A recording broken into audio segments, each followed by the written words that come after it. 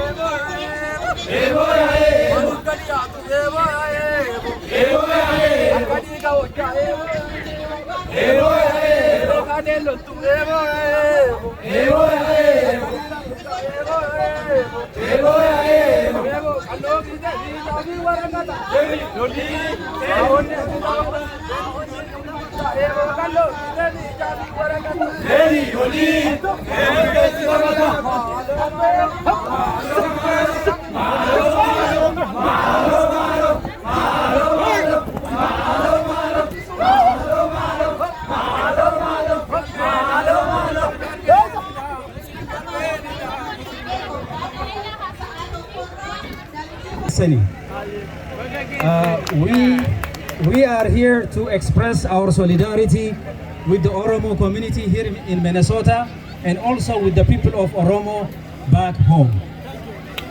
I wish the new year, the coming year, will be where both the Oromo people, the Tigray people, and the rest of the people of Ethiopia have peace and victory.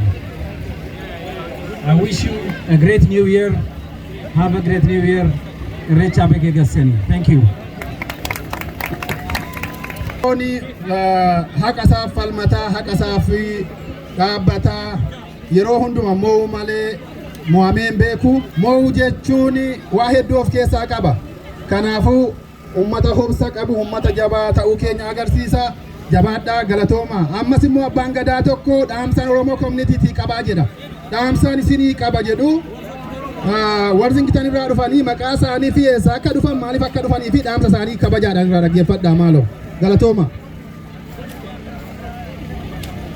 hayyee akkam jirtan nagaa jirtu baga nagaa jiraattan baga siniin ga'e baga nuun ga'e hayyee maqaan kiyya abbaa gadaa daadhii badhaadhaa jedhama magaalaa Waarzingiteen Minisoota irraa hin dhufe dhaamsi ani qabullee nutis kunoo walumaan bareeduudhaaf biyya sana irraa deemnee dhufne akkuma sana nutis akka magaalaa Waarzingiteenitti Oromoo Community magaalaa Waarzingiteen Minisoota Oktoobarii 3 waliin bareennaa irreecha qabnaa irreechi waliin bareenneet aadaa keenya calaqqisiifannaa kanaaf akka nurraa nafne guyyaa sana hundi keessanuu akka nuu dhuftan isinitti dhaamsa kana isinii dabarsaa jira akkasumas wantoota adda addaa bootaa san irratti wanta hojjetamu jira namoonni fiigicha akka fiigichillee jira fiigicha irratti illee akka dargaggeeyyan qarreen qeerroon akka argamtan akkasuma abbootiin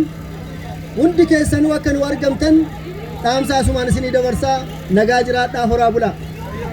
Galatooma hinna makiina baasii qabannee deemna sirbaa deemna qeerroo qarree irratti jabaadha kana irratti qophaa'a hinaaf nu Waarzingitan hinna isaan achii dhufanii nutis deemnee bareechinaa fi kanas Oktoobarii 3tti mataa keessatti qabadhaa kabajaa keessaniif jaalala keessaniif dhufanii egaa waa tokkollee akka nyaanniif dhugaatiin jiru abdiin qaba nuu laattu noo baaftu miti wanti dhugnu wanti nyaannu jira. Oromoon alaamaan isaa guutuudha. Noorii qaba nooraa qabna kaleessallee walirraa qabna waa hundumaa hin jira guutuudha. Gaadaan keenya hundumtuu guutuudha. Alli keenya guutuudha. Manni keenya guutuudha. Walumaanuu guutuudha. Oromoon kaleessallee abbaa barbaade alagaadhaan nyaachisa kan ofii dhiisiti. Galatooma ulfaadha. DJ Fiqiruu nu galateeffadhaa naa cimsaa naa jabeessaa yeroo hundumayyuu otoo nuti illee isan gaafatin dhufee nu bareechaa ture nu bareecha amma inni nu biraa leetii dhufee fi amma nutti qorre himuudhumaan hin danda'u baay'ee isa jaalannaa itti yaa turre egaa hundumtuu inni kaan lubbuu kennaa inni immoo waan guddaa aartii kenne ergite baay'ee hin dubbachiifnu asumaan galateeffachuun barbaada. Qulqulleessuu nyaanni baay'ee jira nyaachuu fi qulqulleessuu nu gargaara gaa Oromoo koo baay'ee sin jaalanna qeerroo ooyaa